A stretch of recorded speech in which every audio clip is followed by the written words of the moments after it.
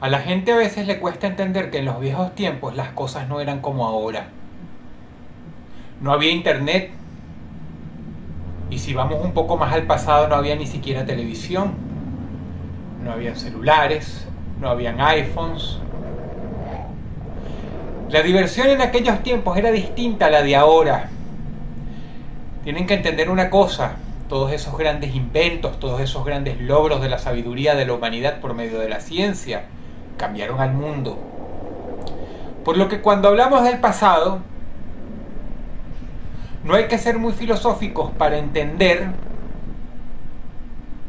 que nos referimos a un mundo muy distinto, habitado por humanos, sí, pero muy distinto. Es por eso que en las bodas de antaño, y cuando digo antaño me refiero de 150 a 200 años en el pasado, las cosas que hacía la gente para divertirse durante la recepción eran distintas a las de ahora. ¿Acaso tengo que seguir explicándolo?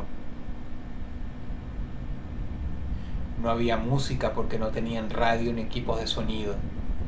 Y a menos que fuera la boda de una familia burguesa, no podían contratar a ninguna banda para que fuera con sus violines, sus violonchelos y sus guitarras a animar la fiesta. ¿Qué hacían entonces para distraerse en las bodas, para celebrar ese momento de jolgorio? Una tradición antigua era jugar a las escondidas. Pero así como hoy día, incluso durante las festividades más sagradas o durante los momentos más sagrados, ocurren desgracias, las desgracias en sí mismas, que son muy amigas de la humanidad, también estaban presentes en aquel entonces. Esto es una historia real que sucedió hace mucho tiempo en Europa.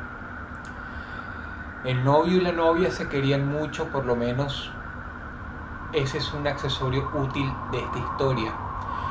Pero lo que sucedió en verdad fue lo siguiente. Empezaron a jugar a las escondidas. Todos los invitados, que por lo general eran jóvenes, se animaron. Si bien esta no es una familia burguesa ni por el lado de la novia ni tampoco por el lado del novio, huelga decir que lograron contratar un buen lugar para llevar a cabo esta ceremonia.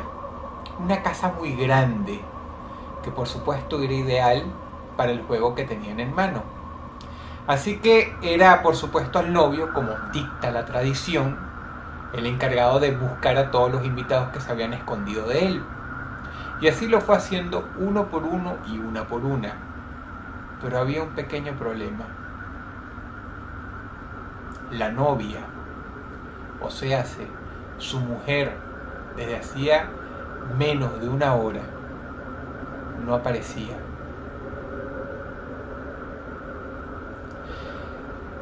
Esta historia no define los sentimientos del novio, pero quiero que se lo imaginen. Primero furia, después pánico. Furia cuando creía que ella estaba jugando una broma muy pesada, en el peor momento posible, porque no solamente era a él, sino a los invitados también. Y el papelonazo con su propia familia, con el papá de él, con la mamá de él. ¿Por qué no aparecía?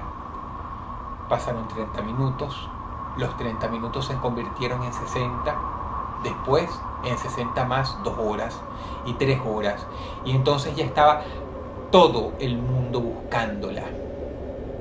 Incluso los empleados encargados de llevar las bandejas se habían puesto en esa tarea. Era bastante obvio lo que había pasado.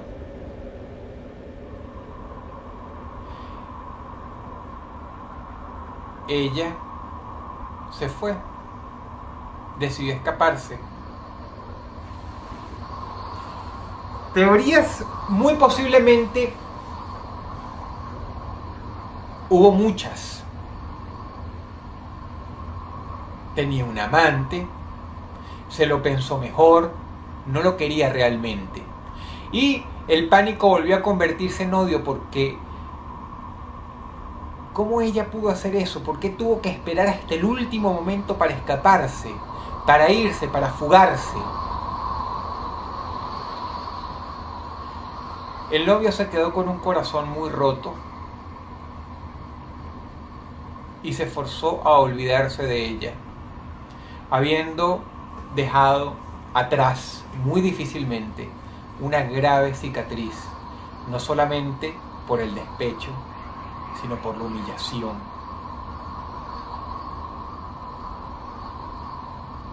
Qué pena que en esta historia real nunca se mencione si él se dio cuenta de lo que pasó varios años después. Si alguien se tomó la molestia de decírselo, porque no hay nada que lo mencione. La enorme casa había sido comprada por una familia burguesa. Así que cuando ya todos se habían mudado, una de las tantas criadas que requería el edificio estaba haciendo limpieza y entonces con mucho esfuerzo logró abrir un baúl grande que se hallaba en uno de los pisos de arriba. ¿Cuál fue su sorpresa? Que la señora gritó con todas sus fuerzas, y cuando el amo finalmente vino, no pudo creer el horror al ver a una mujer en posición fetal adentro, casi momificada. Era un cadáver horrible y por supuesto, al abrir la tapa de este baúl, el hedor era asqueroso, incluso casi tóxico. El hallazgo, a pesar de ser muy mórbido, no habría pasado a mayores realmente, pero ¿qué sucede? Este cadáver grotesco, con la piel marcada en los huesos, llevaba un traje de novia.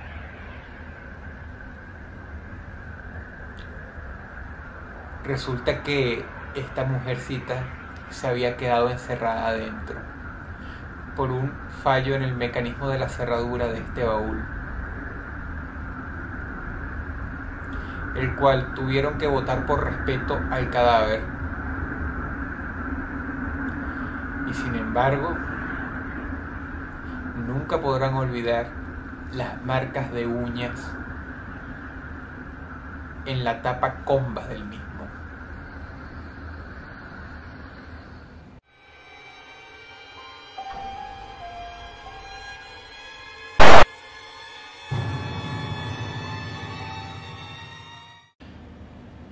Un joven se halla en un viaje de estudios. Está celebrando, pasándola bien con sus amigos. El autobús los había llevado a un pequeño pueblo. Cuando yo digo pueblo, uno piensa en un lugar poco civilizado, casi desolado, pero podría decirse que no estaba mal.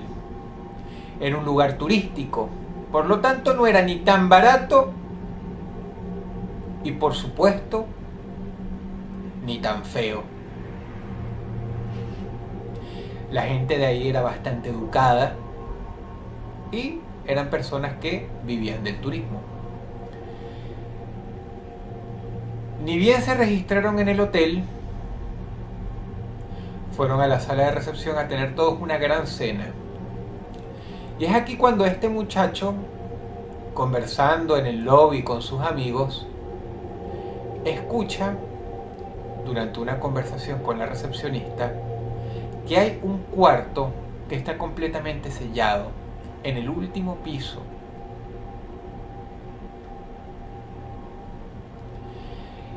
Es un cuarto al que no le va a permitir entrar ni a él ni a nadie.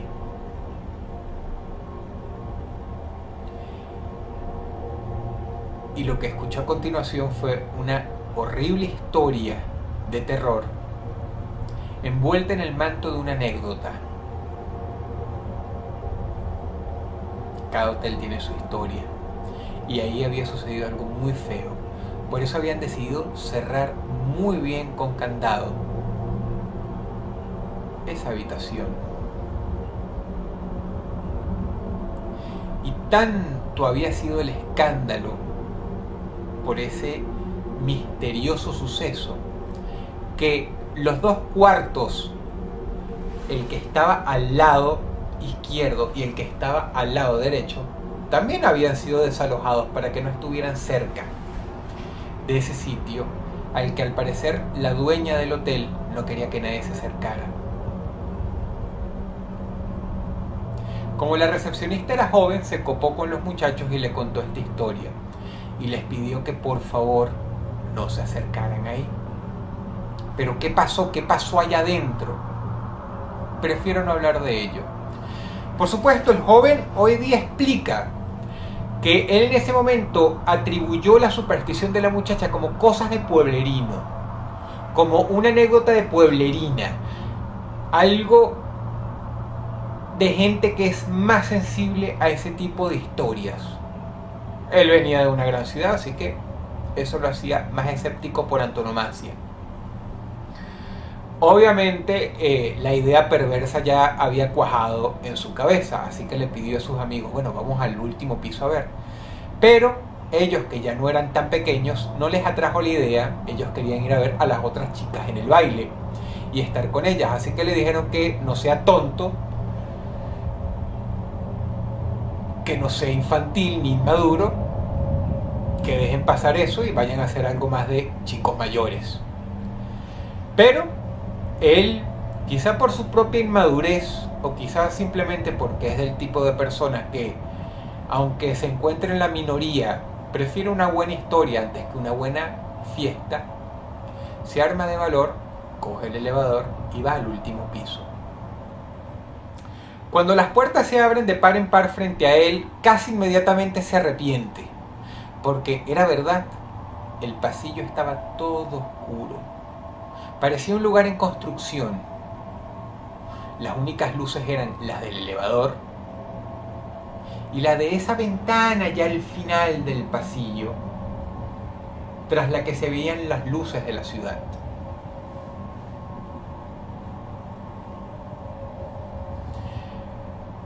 Él se arma de valor porque no tiene pareja, no tiene novia, no se siente bien en las fiestas.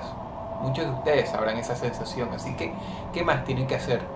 No puede ir abajo como un perdedor ante sí mismo. Así que camina, va al cuarto mencionado por el número, lo logra ubicar.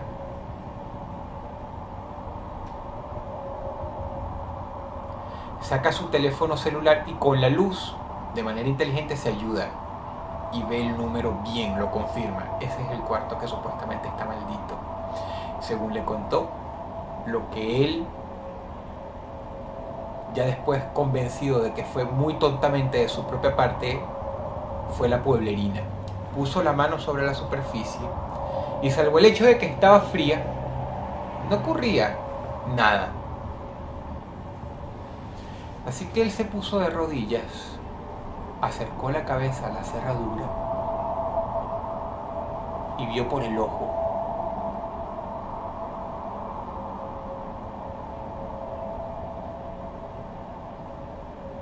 ¿Saben una cosa?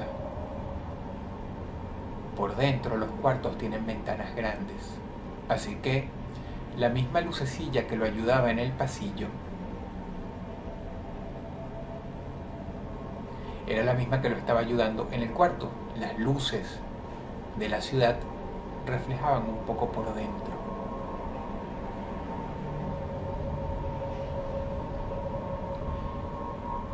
Miró hacia la izquierda. El lugar estaba desvencijado, pero no porque habían destrozos, sino porque se notaba sucio. Era verdad, no había entrado nadie ahí por años, se podía ver a simple vista, incluso en las sombras de la oscuridad. Pero cuando volteó hacia el lado derecho, vio a una mujer desnuda, sentada de espaldas ante una pared, acurrucada sobre sí misma. Podía ver sus cabellos moviéndose y a ella siendo así, meciéndose. Él se asustó muchísimo, así que se levantó muy a su pesar, hizo ruido porque gimió y se fue corriendo por el pasillo a llamar al elevador. Pero cuando el elevador se había abierto de par en par para recibirlo y tuvo que esperar los peores 30 segundos de su vida, se giró y aunque había sido llevado por el pánico, se tranquilizó al ver que, sea quien sea esa señorita que estaba allá adentro, no lo había seguido. De hecho, la puerta ni siquiera se había abierto.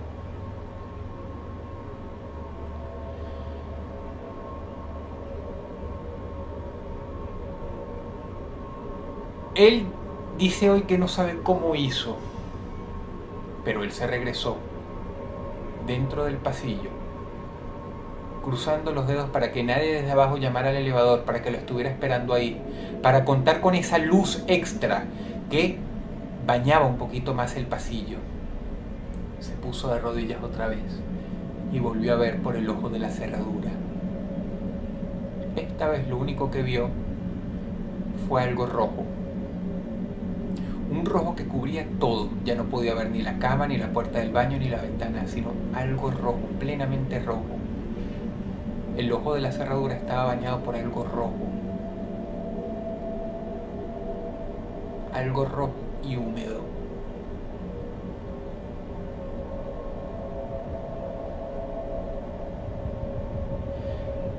Él no puede ofrecer más detalles porque lo vio por 3 segundos nada más. Se levantó otra vez con miedo, no presa del pánico, pero sí con mucho miedo, e hizo algo que se llama corricaminar. Ustedes saben qué es eso. Cuando estás caminando rápido pero todavía no tienes el suficiente miedo como para empezar a correr.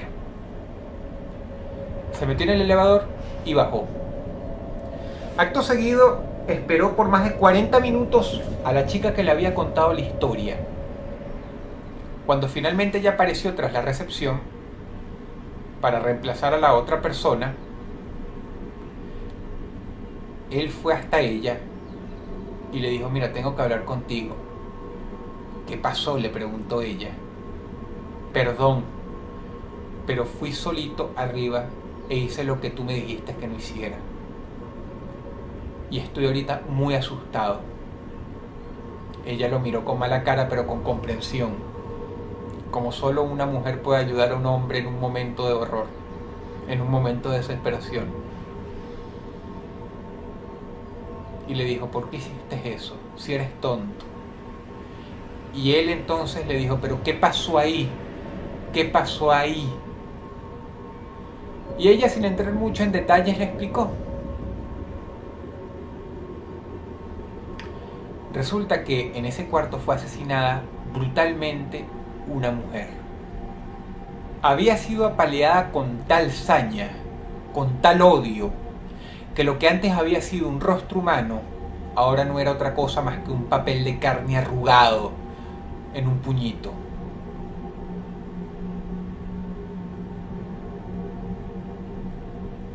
Ya no parecía una mujer. Sin embargo, ella le contó que lo que más se recuerda de esa historia era que había un detalle en su cuerpo que era más abominable que el resto. Tenía los ojos completamente rojos.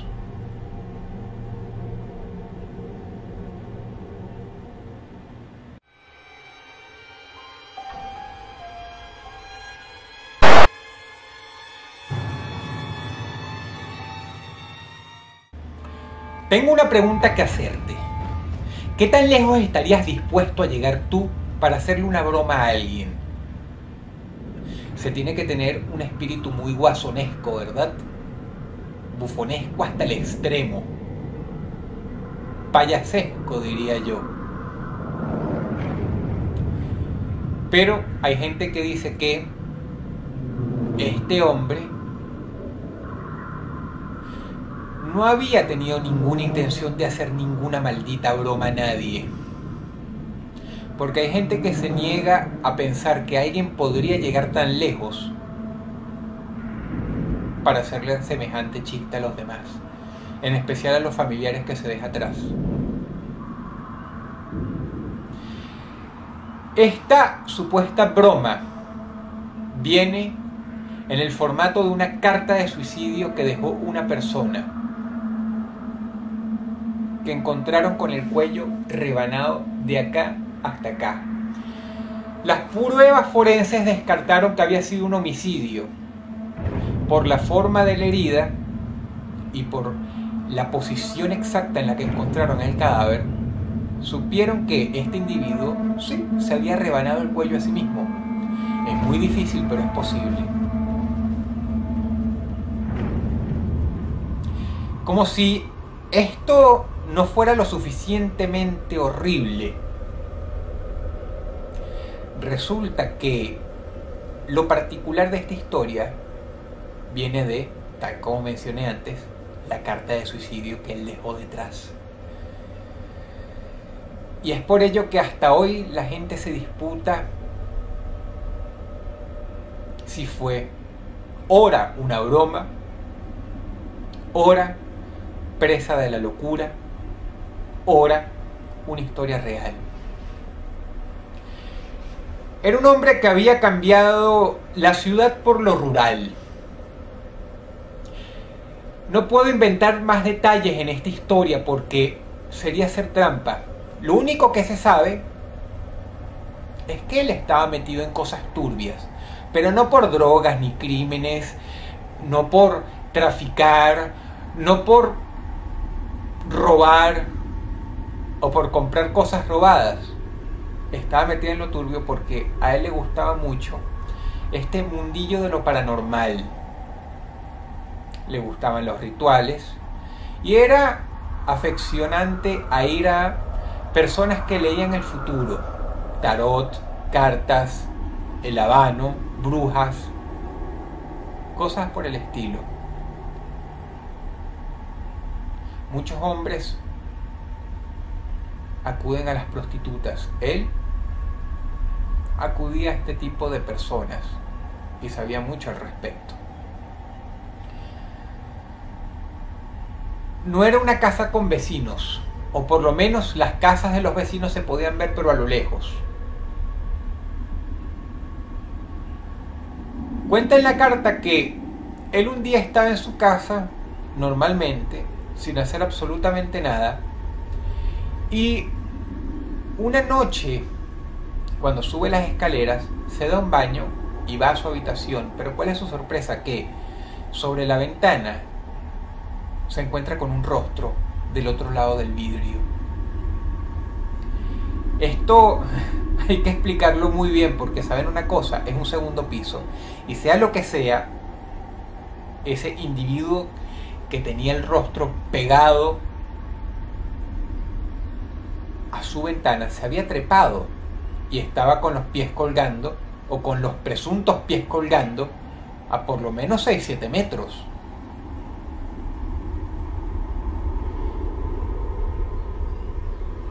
Él narra en su carta que no se echó un sustazo, sino que más bien la náusea del horror fue creciendo dentro de él,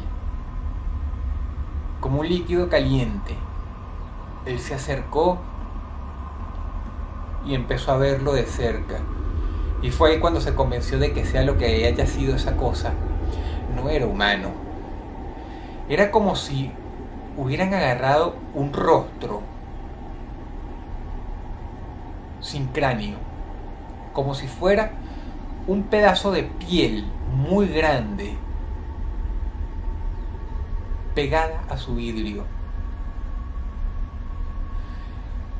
Era similar a como si una calabaza estuviera hecha de piel, con sus ojos y su boca bien tallada, y hubieran decidido pegar la presión sobre un vidrio.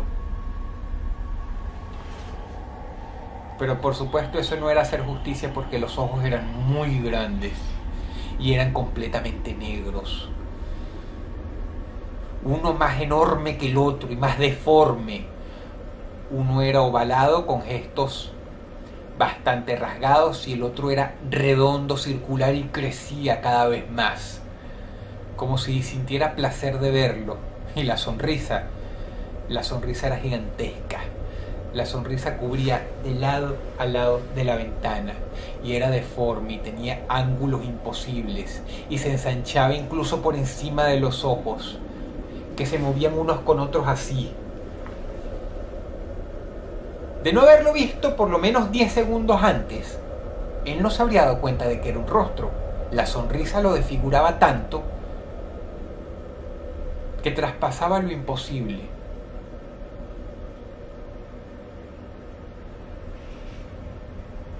Él pegó un grito, pero al mismo tiempo se enfureció.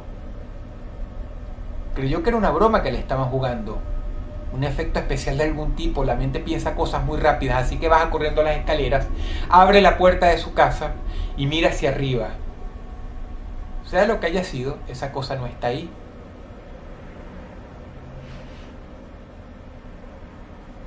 Piensa que su mente le está jugando una mala pasada, cierra la puerta, sube las escaleras y la cosa estaba otra vez ahí, pero esta vez con un rostro completamente distinto. No había abandonado la sonrisa, pero seguía sonriendo y lo miraba.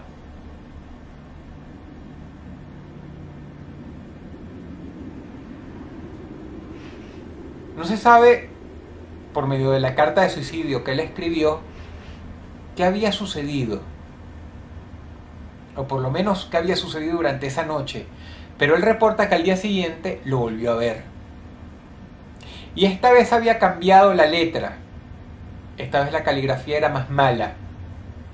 Nota de que estaba asustado. Esta vez estaba convencido de que era una criatura y él no podía explicar exactamente qué era.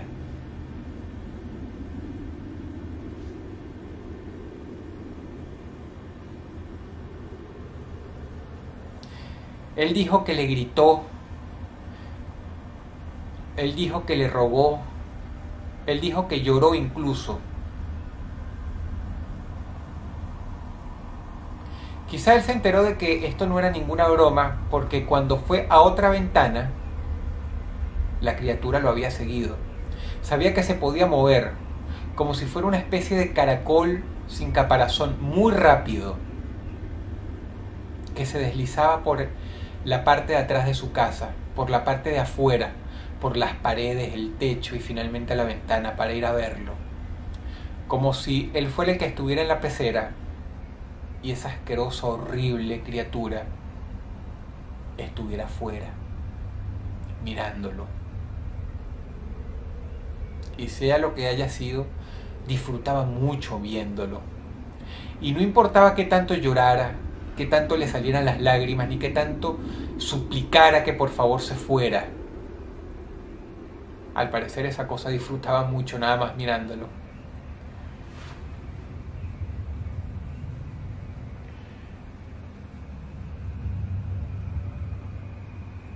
La carta no especifica por qué él nunca abandonó la residencia. Tenía familia, pero no un contacto sólido con ellos. Solo cuenta que al tercer día las cosas se habían hecho muy malas ya. El hombre, en su desesperación,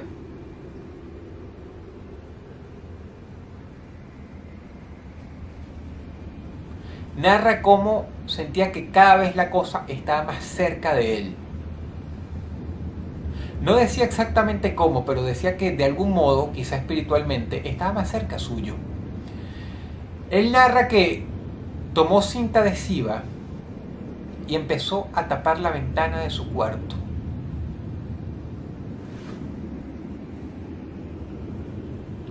Cuando la cosa se dio cuenta de lo que estaba haciendo, su rostro se transformó por primera vez. Ya no tenía una sonrisa, estaba empezando a molestarse. Y él seguía jalando cintas y colocándolas sobre la ventana, una tras otra. Y mientras más lo hacía, la criatura más se enojaba, hasta el punto que empezó a gemir. El gemido se transformó en un gruñido, y el gruñido en un grito sobrenatural, que no habría podido salir de garganta alguna de cualquier criatura que nosotros conozcamos aquí en este mundo. El rostro se empezó a transformar en una mueca de ira tal que al parecer la carne de sus bocas se empezó a romper, se empezó a deshilachar, la carne se empezó a transformar en jirones, como si estuviéramos descosiendo algo y las cuerdas tratan de resistir pero se van rompiendo. Así era su boca de rabia, y los ojos se estaban haciendo cada vez más grandes hasta que eran enormes, gigantes, más grandes en su vacío negro que lo que le restaba de piel. Entonces la casa suya comenzó a vibrar, a crujir, los maderos empezaron a rechinar y empezó a haber un pequeño y privado temblor adentro de su residencia. Y tal fue su miedo que no pudo hacer más que chillar, llorar y empezar a retirar la cinta adhesiva que había colocado, una tras otra, lo más rápido posible. La criatura entonces se puso contenta y empezó a sonreír otra vez. El hombre tuvo un ataque de histeria y empezó a golpear la ventana. La había golpeado con suficiente fuerza como para que él supiera que la debía haber roto, pero no la rompió. Sin embargo, el monstruo, creyendo quizá que él estaba jugando, hizo lo mismo. Golpeó la ventana desde su lado, muy suavecito, pero con una diferencia. Resulta que él sí podía romper el vidrio, porque este se agrietó. La página final y el párrafo final de la carta suicida había dejado en claro que él no podía escapar, que estaba condenado, que se arrepentía de todas y cada una de las cosas que había hecho para llegar hasta ese nivel, que si pudiera regresar al tiempo, gustoso cambiaría su vida, que pedía perdón a Dios y que la cosa, sea lo que fuera, estaba cada vez más cerca, que podía sentirla en su espalda en ese mismo momento y que estaba leyendo lo que él escribía.